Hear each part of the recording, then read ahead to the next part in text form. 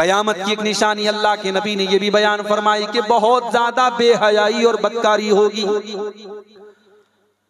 सही मुस्लिम की रिवायत अल्लाह के नबी फरमाते हैं सिनफान मिन अहलिन नारी लम अरहुमा, दो टाइप के लोग जहन्नम में जाएंगे, दो किस्म के लोग जहन्नम में जाएंगे और अभी मैंने उनको नहीं देखा है, वो कयामत के पहले आएंगे।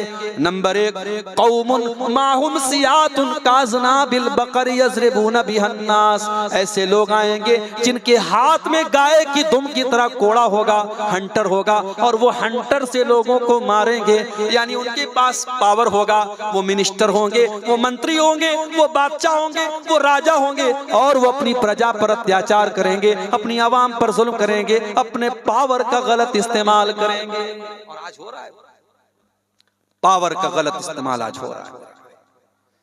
मगर ये बात याद रखो, हर पावर वाले का पावर एक दिन खत्म होता है। हर फिरौन के लिए एक मूसा अल्लाह ने तैयार करके रखा है। अल्लाह की धरती का कानून है अल्लाह का कि दुनिया में शिर्क करने वालों की हुकूमत चलती है, मगर जुल्म करने वालों की हुकूमत नहीं चलती। बड़ा नाज था फिरौन को अपनी ताकत पे। मूसा अलैहिस्सलाम का मजाक उड़ाता था, बच्चों को कत्ल करवाता था, बनी इस्राइल पर जुल्म करता था, औरतों पर जुल्म करता था। कैसी मौत आई फिरौन को, पानी में डुबा डुबा करके अल्लाह ने मारा था। बड़ा नाज था कौम आद और कौम समूद को अपनी ताकत पर, और वो कहते थे मन अशद मिन्ना कुव्वा, हमसे ज्यादा ताकतवर कौन है, हमसे ज्यादा पावरफुल कौन है। अल्लाह ने ऐसी मौत दी, ऐसा अजाब भेजा कि उनकी डेड बॉडी जमीन में ऐसी पड़ी थी। अल्लाह ने फरमाया कअन्नहु माजाज़ु नख़लिन खाविया, जैसे खजूर के सड़े हुए तने हैं, खजूर के सड़े हुए पेड़ की तरह उनकी डेड बॉडी। अल्लाह के नबी फरमा रहे हैं कयामत के पहले ऐसा दौर आएगा, जालिम लोग आएंगे, वनिसाउन कासियातुन आरियातुन मुमीलातुन माइलातुन, और ऐसी औरतें आएंगी जो कपड़ा पहनने के बावजूद नंगी होंगी। अगर कपड़ा ऐसा है पीठ नजर आ रही है, अगर कपड़ा ऐसा है आस्तीन पूरी नजर आ रही है, अगर कपड़ा ऐसा है कि गला नजर आ रहा है, कपड़ा पहनने के बावजूद अगर लड़की का बदन नजर आ रहा है, अगर औरत का शरीर नजर आ रहा है, तो ऐसा कपड़ा इस हदीस की कैटेगरी में आएगा। वनिसाउन कासिया आरियातुन, कपड़ा पहनने के बावजूद वो नंगी होंगी, मुमीलातुन, वो गैर मर्दों को अपनी तरफ आकर्षित करेंगी, माइलातुन, और खुद भी उनकी तरफ आकर्षित। मुसलमान औरत और गैर मुस्लिम औरत में फर्क तो होना चाहिए ना भाई। मुसलमान औरत का दुपट्टा अपने बाप के सामने भी उसके सीने पर होना चाहिए, उसके सर पर होना चाहिए। अल्लाह ने कुरान में फरमाया वलियज़रिबना बिखुमुरिहिन्ना अला जुयूबिहिन्ना, ऐ मुसलमान औरतों तुम्हारा दुपट्टा तुम्हारे सीने पर होना चाहिए। वला यज़रिबना बिअरजुलिहिन्ना लियुअलम मा युख्फीना मिन ज़ीनतिहिन्ना, और ऐ मुसलमान औरत तू पायल भी जब पहन करके जमीन पर चले तो तेरी चाल इतनी तेज तेज ना हो कि तेरे पायल की आवाज गैर मर्दों तक पहुंचे। घर के अंदर भी तू पायल पहन करके मत चल कि तेरी आवाज घर के गैर मर्दों तक पहुंचे। हमारे यहाँ कौन ख्याल कर, जीजा घर में आया, साली से कहता है चल मैं तुझको घुमाने चलता हूँ, दीघा बीच लेके चलता हूँ तेरे को, चल तुझे कलकत्ता की सैर कराता हूँ। जीजा के साथ बड़े शौक से साली बाइक पर बैठ करके जा रही है, देवर के साथ भाभी जा रही है। लोग कहते हैं भाभी तो माँ के समान होती है। ओ लोगों, इस्लाम की नजर में भाभी माँ के समान नहीं है। इस्लाम की नजर में जीजा साली का भाई नहीं है। इस्लाम की नजर में जीजा और साली के बीच में पर्दा होना चाहिए। इस्लाम की नजर में देवर और भाभी के बीच में पर्दा होना चाहिए। अल्लाह के प्यारे नबी फरमाते हैं ओ लोगों इय्याकुम वद्दुखूल अलन निसा, तुम गैर औरतों के पास अकेले में न जाया करो, तन्हाई में न जाया करो। सहाबा ने पूछा अल्लाह के नबी अफरअयतल हमवा, अल्लाह के नबी क्या देवर भी अपनी भाभी के पास अकेले में नहीं जा सकता? क्या जीजा भी अपनी साली के पास अकेले में नहीं जा सकता? आपने फरमाया अल हमवु अल मौत, अरे देवर तो अपनी भाभी के लिए मौत है, जीजा तो अपनी साली के लिए मौत है। क्या मतलब? यानी ये वो है कि इसमें ज्यादा खतरा है कि इंसान गलत रास्ते की तरफ जा सकता है। देवर चूंकि दिन भर उसी घर में रहेगा और जीजा का साली के पास आना जाना रहेगा, तो ये तो सबसे रिस्की खतरा है, सबसे रिस्की रिश्ता है। आपने फरमाया कि देवर भाभी, आपकी लड़कियां जब जवान हो जाएं, खाला का लड़का है, बुआ का लड़का है, मामू का लड़का है, चाचा का लड़का है, वो अगर आपकी बेटी जवान हो गई तो इन तमाम लड़कों से आपकी बेटी के बीच में एक लिमिट होनी चाहिए। आपकी बेटी को उनके सामने आने से बचना चाहिए। ये मत सोचिए कि खाला का लड़का तो उसका भाई है, मामू का लड़का तो उसका भाई है। शरीयत की नजर में खाला का लड़का भाई नहीं है, मामू का लड़का भाई नहीं है। जब उससे निकाह हो सकता है, शादी हो सकती है, तो वो भाई नहीं है। जब लड़की जवान हो जाए तो उससे पर्दा करना चाहिए। बदकारी को रोको मेरे भाई। इस्लाम ने जिनाकारी के चोर दरवाजों से रोका है। कहां से समाज में जिना आता है, उन सारे रास्तों से इस्लाम ने रोका। आपने फरमाया कयामत के पहले वो दौर भी आएगा कि औरतें कपड़ा पहनने के बावजूद नंगी होंगी। शादी ब्याह के मौके पर हमारे यहाँ जो कपड़े चलते हैं, जवान जवान लड़कियां साड़ी पहनती हैं, जवान जवान लड़कियां गाउन पहनती हैं, और वो गाउन ऐसा होता है कि पूरा बदन उनका नजर आ रहा है, पूरा शरीर उनका नजर आ रहा है, और जवान लड़के उनके आमने सामने आ रहे हैं। और ये उन घरों में हो रहा है जहाँ माशाअल्लाह पांचों टाइम के नमाजी हैं, जहाँ माथे पर सज्जे का निशान है, जो दीनदार घर है वहां पर भी ये सब कुछ हो रहा है। अल्लाह के वास्ते अपने घरों को बचाओ। तो कयामत की एक निशानी ये भी, कयामत की एक निशानी ये भी होगी कि शराब बहुत ज्यादा पी जाएगी।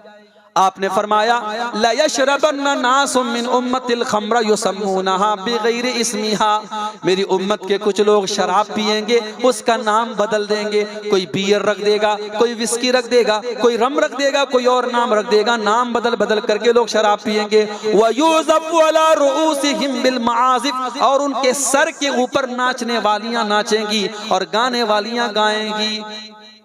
सर के ऊपर उलमा कहते हैं कि आज के दौर में जो हेडफोन है और ईयरफोन है, उसको समझ लो कि हदीस में उसी की तरफ इशारा किया कि सर के ऊपर नाचने वालियां नाचेंगी और गाने वालियां गाएंगी। आज नौजवान शराब पी रहा है, क्या उसको पता नहीं? अल्लाह के नबी ने फरमाया था कि शराब के करीब न जाना, फ़इन्नहा मिफ्ताहु कुल्लि शर, हर बुराई की जड़ है शराब। जो शराब पिएगा वो कुछ भी कर सकता है। उस्मान गनी रज़ी अल्लाह तआला अन्हु कहते हैं कि पिछले दौर में एक बहुत अल्लाह का नेक बंदा था, बड़ा परहेजगार आदमी था। उस दौर की एक वेश्या औरत ने, एक बदचलन औरत ने उसको अपने जाल में फंसाने के लिए अपनी एक लौंडी को भेजा। वो लौंडी आती है, कहती हजरत मेरी मालकन आपको बुला रही है, बड़ा जरूरी काम है, एक मामले में गवाही देना है, आपको बुला रही है, चलिए।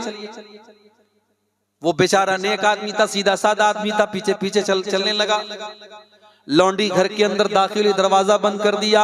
अंदर एक और कमरे में गई, दरवाजा बंद कर दिया। अंदर एक और कमरे में गई, दरवाजा बंद कर दिया। 7 कमरों के अंदर उसको लेके गई। आखिरी कमरे में जब पहुंचा, एक खूबसूरत औरत थी, एक छोटा सा बच्चा था, और एक शराब की बोतल थी।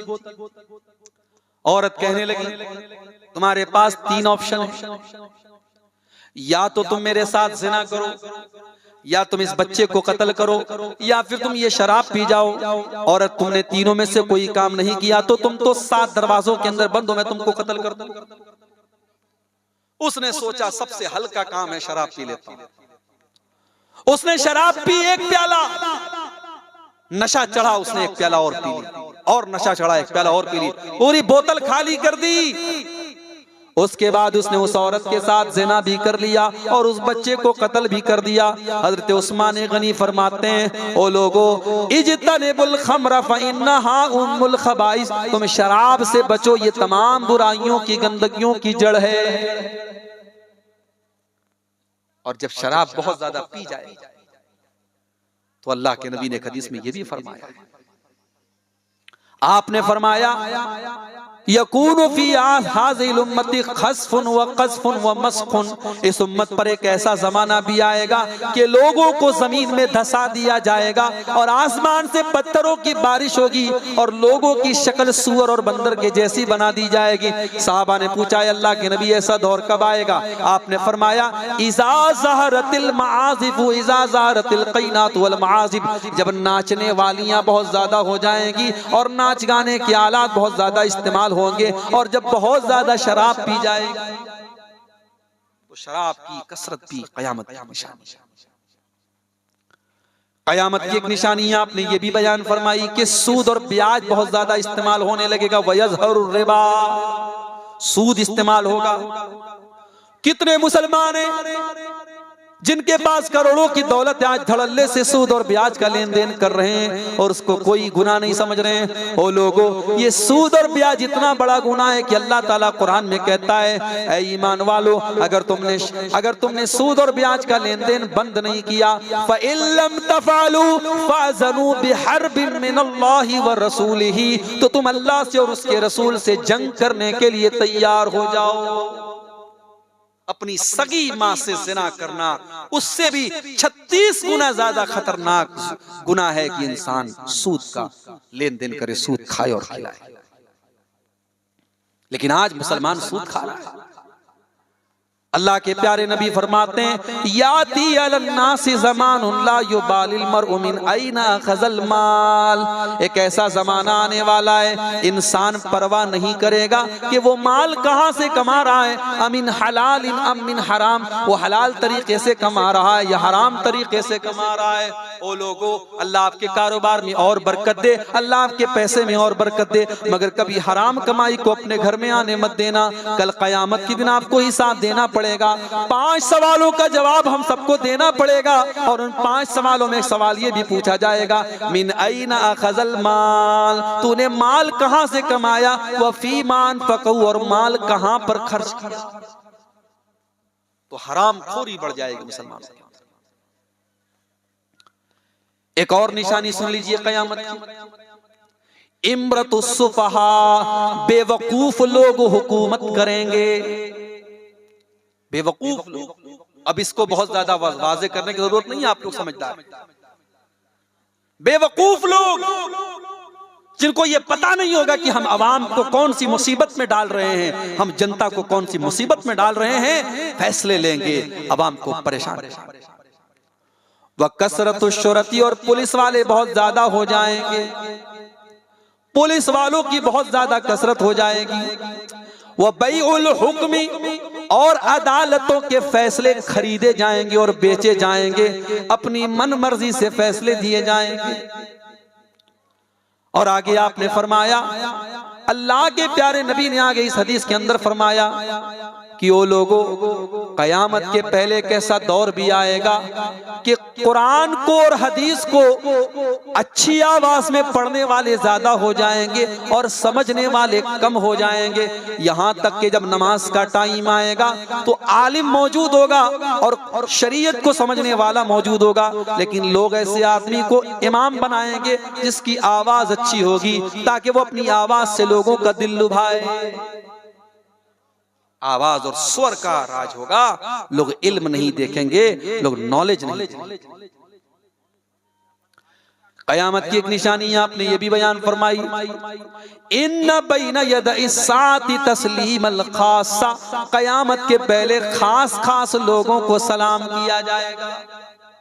पैसे वाला आदमी है तो गरीब को सलाम नहीं करेगा, गरीब की ड्यूटी है कि वो अमीर को सलाम करे।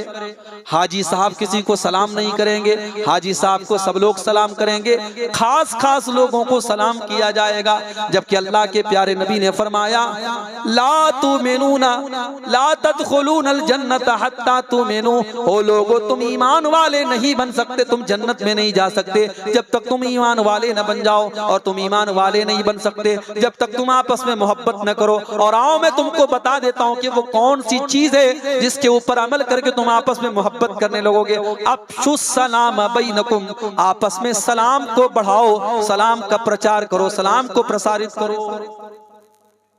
जितनी भी दुश्मनी आपसे है, अगर मैंने आपको सलाम कर दिया, मैंने आपके लिए दुआ कर दी कि अल्लाह आपको सलामत रखे, अल्लाह की रहमत हो आपके ऊपर, अल्लाह की बरकत हो आपके ऊपर। जब मैंने सलाम कर दिया, आधी दुश्मनी तो सलाम से कम। इसलिए जब आदमी किसी से दुश्मनी करता है तो पहले सलाम करना बंद कर देता है, पहले गुफ्तगू करना बंद कर देता है। खास खास लोगों को सलाम किया जाएगा। व फुशुवत तिजारा, और तिजारत बहुत ज्यादा फैल जाएगी, कारोबार बहुत ज्यादा फैल जाएगा। हत्ता तुईनल मरअतु ज़ौजहा फी तिजारा, यहाँ तक के बीवी अपने शौहर की मदद करेगी कारोबार में। मटिया बुर्ज में चले जाओ आप, हमारे दो भाई वहां से आए हैं, कल बताने लगे कि कौन बनेगा करोड़पति में अमिताभ बच्चन ने पूछा था कि वो कौन सी जगह है हिंदुस्तान के अंदर जहां संडे के दिन, छुट्टी के दिन भी करोड़ों का कारोबार होता है। जवाब मिला कि वो जब्बार हाट है जो मटिया बुर्ज के इलाके में। आज कारोबार कितना लंबा चौड़ा हो चुका है और आज इस कारोबार में औरत को भी इस्तेमाल किया जा रहा है। बड़े बड़े होटलों में चले जाओ, बड़े बड़े ऑफिसों में चले जाओ, कोई खूबसूरत लड़की आपको मिलेगी जो वहां रिसेप्शन पर बैठी होगी, जो वहां सामने जाते ही कस्टमर का दिल लुभाने के लिए बैठी। फ्लाइट का सफर आप कीजिए, आपने तो जैकेट पहना हुआ है, आप तो सर से पैर तक पैक हैं, लेकिन बेचारी फ्लाइट के अंदर काम करने वाली जो लड़कियां हैं जिनको एयर होस्टेस कहा जाता है, उनकी ड्यूटी है कि वो अपनी टांगों को खुला रखें, वो अपने पैरों को खुला रखें, क्योंकि उनको अपनी बेहयाई दिखाना है, उनको अपना शरीर दिखाना है, उसी का पैसा उनको मिलेगा। आज औरत को यूज किया जा रहा है कारोबार। उसके बाद अल्लाह के नबी फरमाते हैं वह शहादत ज़ूर, और झूठी गवाही दी जाएगी। झूठी गवाही लोग देंगे, अदालत में जाएंगे पैसा लेकर के झूठी गवाही। वह कितमानल हक़, और हक को छुपा लिया जाएगा, सच्चाई को छुपा लिया जाएगा। कभी लोगों के लालच में, कभी लोगों के डर से लोग सच्चाई नहीं बताएंगे। वह ज़ुहूर अल कलमी, और कलम की ताकत और मीडिया की ताकत का दौर आ जाएगा। आज मीडिया की ताकत आप देख लीजिए, आज सही को गलत और गलत को सही करने वाला मीडिया है। और जो बेचारे सच्चे पत्रकार हैं, जो सच्चे जर्नलिस्ट हैं, वो बेचारे उनको टीवी चैनल से निकाल दिया जाता है और उनको अलग अपनी दुनिया बनानी पड़ती है। वह ज़ुहूर अल कलम, कलम की ताकत का दौर है। तो ये भी एक क़यामत की अल्लाह के प्यारे नबी ने निशानी बताई। क़यामत की एक निशानी अल्लाह के नबी ने यह भी बयान फरमाई, खवारिज पैदा होंगे। सयकूनु फी आखिर ज़मानी सुफ़हाउल अहलाम हुदसाउल असनान, आखिरी जमाने में कुछ बेवकूफ लोग आएंगे जो कच्ची उम्र के लौंडे होंगे और वो कुरान बहुत अच्छा पढ़ेंगे, कुरान बहुत अच्छा पढ़ेंगे। यक़ूलून मिन खैरि क़ौलिल बरिया, वो सबसे अच्छी बात करेंगे। यमरुकून मिन अद्दीन कमा यमरुकु सामु मिन रमिया, लेकिन वो इस्लाम से निकल जाएंगे जैसे तीर अपने शिकार के आर पार निकल जाता है। इसमें इशारा है खवारिज की तरफ, जो इस्लाम की गलत शक्ल आज दुनिया के सामने पेश कर रहे हैं, जो इस्लाम को गलत तरीके से दुनिया के सामने पेश कर रहे हैं, जो बेकसूर लोगों की हत्या कर रहे हैं, जो कहीं बम ब्लास्ट कर देते हैं, कई लोगों को मार देते हैं और इस्लाम को बदनाम करते हैं, उनकी तरफ इशारा इस हदीस।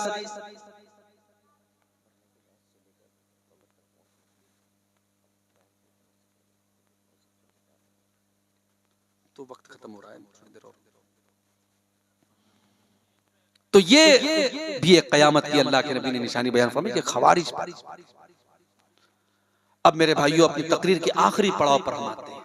क़यामत के बारे में आपने सुन लिया, निशानियों के बारे में आपने सुन लिया। अब सवाल पैदा होता है कि हमारा कर्तव्य क्या है, हमको करना क्या चाहिए। क़यामत की निशानियां तो हम एक एक करके देख रहे हैं। सबसे पहले हमें जो काम करना चाहिए, हमें मौत को याद रखना चाहिए। दुनिया की लज्जतों में अगर कोई ऐसी चीज है जो हमको अल्लाह के करीब कर सकती है तो मौत है। जब अपनी मौत को हम याद रखेंगे तो दुनिया की लज्जतें हमें बिगाड़ेंगी नहीं, हमें गलत रास्ते पर नहीं लेके जाएंगी। इसीलिए अल्लाह के प्यारे नबी फरमाते हैं अक्सिरू ज़िक्र हादिमिल लज़्ज़ाति यानी अल मौत, ओ लोगो तुम लज्जतों को तोड़ देने वाली चीज मौत को याद करो। अब्दुल्ला बिन उमर का कंधा पकड़ करके अल्लाह के नबी ने फरमाया कुन फी दुनिया का अन्नका गरीबुन औ आबिरु सबीलिन, तुम दुनिया में ऐसे जिंदगी गुजारो जैसे एक परदेसी जिंदगी गुजारता है, जैसे एक मुसाफिर जिंदगी गुजारता है। परदेसी कैसे जिंदगी गुजारता है? बंगाल का आदमी दिल्ली में जाके काम कर रहा है, अब दिल्ली में वो परदेसी है, वो कोई गलत काम करने के पहले 1000 बार सोचेगा यार ये परदेश है, मैं यहाँ फंस जाऊंगा, कौन मुझे बचाएगा, यहाँ मेरा कोई अपना नहीं है। दुनिया में परदेसी की तरह जिंदगी, या मुसाफिर की तरह जिंदगी गुजारो। और इसीलिए अब्दुल्लाह बिन उमर कहते हैं, इज़ा अस्बाता फला तंतज़िरिल मसा, जब तुम सुबह करो तो शाम का इंतजार मत करो, समझो कि तुम्हारी जिंदगी की आखिरी सुबह है। और जब तुम शाम करो तो सुबह का इंतजार मत करो, और अपनी जिंदगी में अपनी मौत की तैयारी कर लो, और अपनी तंदुरुस्ती की हालत में अपनी बीमारी की तैयारी। तो मौत को हमेशा याद करो। कभी कभी कब्रिस्तान जाओ, इसलिए नहीं कि तुम्हारी माँ और तुम्हारे बाप का इंतकाल हो चुका है और तुम उनके लिए मगफरत की दुआ करना चाहते हो। मगफरत की दुआ तो आप घर में बैठ के भी कर सकते हो, मस्जिद में भी बैठ के कर सकते हो। कब्रिस्तान जाओ और अपने मौत को याद करो, अपनी मौत को याद कीजिए। कब्रिस्तान जाइए और सोचिए कि यहां हम सबको आना है, यहां ना हमारा बाप हमारे काम आएगा, ना हमारे बच्चे काम आएगा। अल्लाह के नबी फरमाते हैं, यतबउल मय्यिता सलासतुन, मरने वाले के पीछे तीन चीजें होती हैं, मालुहु व अहलुहु व अमलुहु। एक उसका माल होता है, एक उसका परिवार होता है, और एक उसका अमल होता है। माल तो मरते ही अपना साथ छोड़ देता है, जैसे ही इंसान मर गया माल तो दूसरों का हो गया। परिवार वाले थोड़ा बहुत साथ देते हैं, नहलाते हैं, कफनाते हैं, दफनाते हैं, फिर मिट्टी दे करके चले जाते हैं, 2-4 दिन आंसू बहाते हैं, फिर जब अपनी जिंदगी में व्यस्त हो जाते हैं। कब्र के अंदर अगर कोई चीज आपके काम आएगी, आपका अमल आपके काम आएगा, आपकी नेकियां आपके काम आएगी, आपका ईमान आपके काम आएगा। तो मौत को याद करो। दूसरा काम, अपने साथ साथ अपने परिवार वालों को भी जहन्नम की आग से बचाने की तैयारी करो। हर आदमी अपने परिवार से मोहब्बत करता है। घूमने जाते हैं तो परिवार को लेकर के जाते हैं, अच्छी चीज खाते हैं तो परिवार को लेकर के खाते हैं। ओ लोगों, तुम नमाज पढ़ रहे हो, तुम्हारी बीवी नमाज नहीं पढ़ रही है, तुम तो अल्लाह से डरते हो, तुम्हारी जवान बेटी पर्दा नहीं करती है, तुम तो अल्लाह से डरते हो, तुम्हारा बेटा शराब पीता है, अपने परिवार को भी गलत कामों से बचाओ। अल्लाह ताला फरमाता है, या अय्युहल्लज़ीना आमनू कू अनफुसकुम व अहलीकुम नारा, ऐ ईमान वालो, अपने आप को और अपने परिवार वालों को जहन्नम की आग से बचाओ। वकूदुहन्नास वल हिजारा, जहन्नम की आग का ईंधन इंसान और पत्थर होंगे। जहन्नम की आग पेट्रोल और डीजल से नहीं जलेगी, जहन्नम की आग इंसानों से जलेगी, पत्थरों से। और एक काम और करना है हमको, अगर हम ये चाहते हैं कि कयामत के दिन हम कामयाब हो जाएं, किसी पर जुल्म न करना, किसी पर अत्याचार न करना, किसी का हक न मारना, किसी की जमीन पर नाजायज कब्जा न करना। अल्लाह के नबी फरमाते हैं, लतुअद्दुन्नल हुकूक इला अहलिहा, तुम लोगों का हक उनको दे दो, वरना कयामत के दिन तुमको देना पड़ेगा। हत्ता युकादा लिशातिल जलहाई मिनशातिल करना, अगर सींग वाली बकरी ने बगैर सींग वाली बकरी पर जुल्म किया है तो कल कयामत के दिन उसको भी इंसाफ दिलाया जाएगा। किसी पर अत्याचार मत कीजिए, किसी पर जुल्म मत कीजिए, किसी के साथ गलत मत कीजिए, हिसाब देना पड़ेगा। बेईमानी मत कीजिए, करप्शन मत कीजिए, झूठ मत बोलिए, रिश्वत मत लीजिए, कल कयामत के दिन अल्लाह के सामने खड़ा होना पड़ेगा। वैलुल लिल मुतफ्फिफीन, नाप तौल में कमी करने वालों के लिए बर्बादी है। अल्लज़ीना इज़क्तालू अलन्नासी यस्तौफून, जब सामान लेने की बारी आती है तो पूरा पूरा तौल के लेते हैं। वइज़ा कालूहुम औ वज़नूहुम युक्सिरून, और जब देने की बारी आती है तो नाप तौल में कमी करते हैं। अला यज़ुन्नु उलाइका अन्नहुम मबऊसून, क्या ये लोग नहीं सोचते कि इनको मरने के बाद अल्लाह के पास जाना है। यौम यक़ूमुन्नासु लिरब्बिल आलमीन, जिस दिन तमाम के तमाम लोग अल्लाह के सामने खड़े होंगे, उस दिन का डर हम और आप अपने अंदर पैदा करेंगे भाई। और इल्म हासिल करो, शरीयत का इल्म, अपने लड़कियों को अपनी बच्चियों को भी दीन का इल्म सिखाओ। इस तरीके की तकरीरें हो तो लड़कियों को भी लेकर के आओ। मस्जिद में कोई दर्स हो रहा है, कोई खुतबा हो रहा है, वहां भी इंतजाम कीजिए और खवातीन को दीन का इल्म दीजिए। इसलिए कि अल्लाह के नबी फरमाते हैं, तलबुल इल्म फरीज़तुन अला कुल्ल मुस्लिमिन, इल्म दीन का सीखना हर मुसलमान मर्द और औरत दोनों के लिए फर्ज है। आज हमारी औरतों को दीन के बारे में कुछ भी नहीं पता, इस्लाम के बारे में कुछ भी नहीं पता।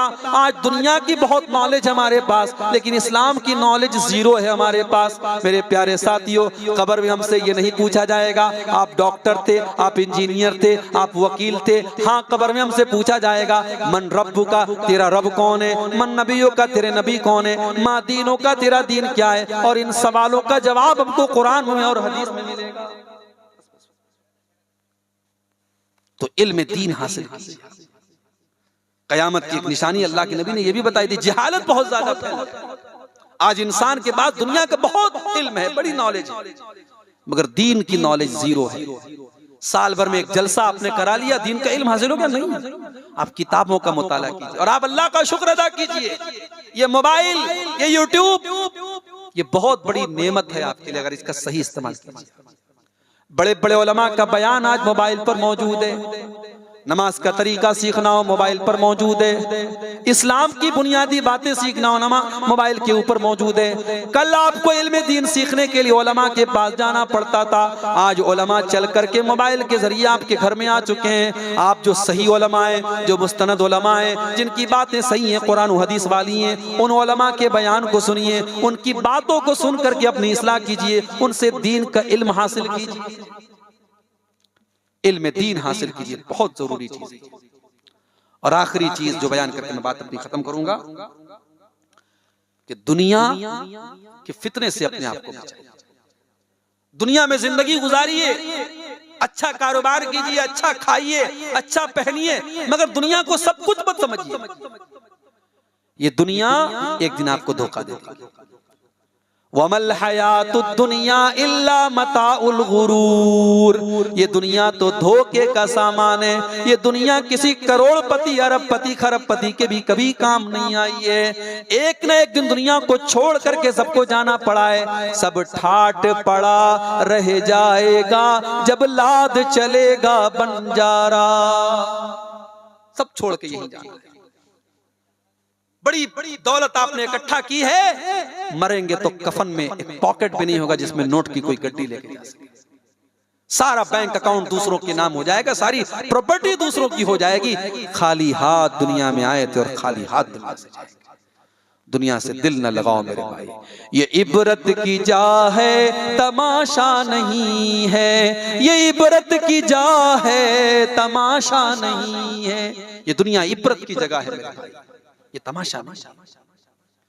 दुनिया में जिंदगी गुजारो मगर दुनिया को अपने टारगेट मत बनाओ, आखिरत को अपना टारगेट।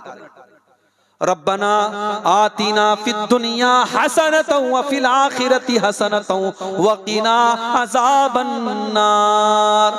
कुरान में सबसे जामे दुआ हमको ये सिखाई गई कि परवरदिगार हमको दुनिया में भी भलाई अता कर और आखिरत में भी भलाई अता कर और जहन्नम की आग से हम सबकी हिफाजत फरमा। आइए, ये रात का सुहाना वक्त है, ये रात की वो घड़ी है जिस घड़ी अल्लाह तबारक व तआला आसमान दुनिया पर नाजिल होता है और अपने बंदों से कहता है कि मुझसे मांगो मैं तुमको दूंगा। आइए हम अल्लाह से दुआ करें, रब्बुल आलमीन तो हम सब के गुनाहों को माफ फरमा दे। ऐ अल्लाह हमारी खताओं को दरगुजर फरमा दे। परवरदिगार हम तेरे खताकार हैं, गुनहगार हैं, मगर हम तेरी रहमत की उम्मीद रखते हैं, तेरी रहमत की आस रखते हैं। परवरदिगार हम सबको माफ फरमा दे। ऐ अल्लाह जिस पिंडाल के नीचे रात के इस वक्त हम बैठे हैं, तुझे राजी करने के लिए, तेरी बातों को सुनने के लिए, तेरा डर अपने दिल में पैदा करने के लिए, अल्लाह हमारी इस मजलिस को तू कबूल फरमा दे। ऐ अल्लाह आज के इस प्रोग्राम को कायम करने में जिन लोगों की मेहनत रही है, जिन नौजवानों की कोशिश रही है, जिन बुजुर्गों की कोशिश रही है, ऐ अल्लाह उनके माल में, उनके अहलो अयाल में, उनके घर परिवार में तू बरकत अता फरमा। ऐ अल्लाह जो बीमार है तो उनको शिफा अता फरमा, जो रोजी रोटी से परेशान है उनके कारोबार में बरकत नसीब फरमा। ऐ अल्लाह हल्द्वानी के उन 50,000 मुसलमानों की मदद फरमा जिनको उनके घर से बेघर करने की साजिश रची जा रही है। ऐ अल्लाह तू जालिमों को उनके अंजाम तक पहुंचा दे। ऐ अल्लाह तू मजलूमों की मदद फरमा। ऐ अल्लाह तू हमारे जानो माल की, हमारे इज्जत व आबरू की, हमारी मस्जिदों की, हमारे मदरसों की, हमारे उलमा की हिफाजत फरमा। ऐ अल्लाह इस टूटी फूटी उम्मत को एक कर दे, नेक कर दे। अय अल्लाह इस उम्मत की सफ़ों में इत्तेहाद पैदा फरमा दे। अय अल्लाह कलमे की बुनियाद पर, ला इलाहा इल्लल्लाह और मुहम्मदुर रसूलुल्लाह की बुनियाद पर इस उम्मत को इत्तेहाद और इत्तेफाक की दौलत नसीब फरमा। अय अल्लाह जब तक हम दुनिया में जिंदा रहें, इस्लाम पर जिंदा रहें और हम सब का खातिमा ईमान पर हो। आमीन। व आखिर दावाना अनिल हम्दुलिल्लाहि रब्बिल आलमीन। वस्सलामु अलैकुम व रहमतुल्लाहि।